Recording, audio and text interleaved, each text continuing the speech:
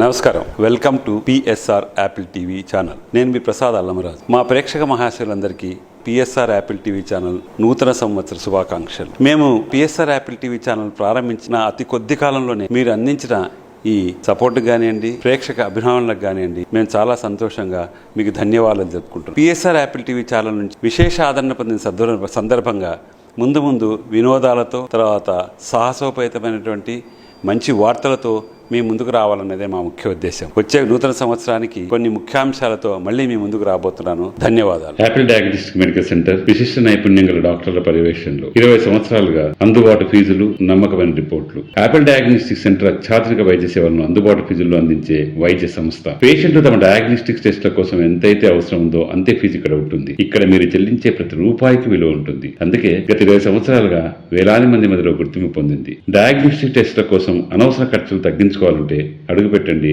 Apple diagnostic medical centre, Kukatpally, Moosapet, Bachupally, Nalgonda మరియు మహబూబ్నగర్. సంప్రదించవలసిన నంబర్లు 9000 97980 8008804014. బీజేపీ జాతీయ అధ్యక్షుడు జేపీ నడ్డా నివాసంలో ఇవాళ ఎన్డీఏ కూటమి పక్షాల భేటీ జరగనుంది. సమావేశంలో ఆంధ్రప్రదేశ్ సీఎం చంద్రబాబు నాయుడు పాల్గొంటారు. సాయంత్రం ప్రధాని మోదీ, కేంద్ర హోంమంత్రి అమిత్ షాతో చంద్రబాబు విడివిడిగా సమావేశమవుతారు. తర్వాత ఆర్థిక మంత్రి నిర్మలా సీతారామన్, రైల్వే మంత్రి అశ్విని వైష్ణవులతో రాష్ట్ర అంశాలపై చర్చించనున్నారు. ఇటీవలే ఆంధ్రప్రదేశ్ రాజధాని కోసం మంజూరైన రైలు మార్గం పనులు వీలైనంత వేగంగా ప్రారంభమయ్యేలా చర్యలు తీసుకోవాలని రైల్వే మంత్రిని కోరనున్నారు చంద్రబాబు. అటు ఆంధ్రప్రదేశ్ రాజధాని అమరావతి అభివృద్ధికి ఆర్థిక తోడ్పాటుతో పాటు పెండింగ్ నిధుల విడుదలపైన కేంద్ర ఆర్థిక మంత్రితో చర్చించనున్నారు ఏపీ సీఎం చంద్రబాబు.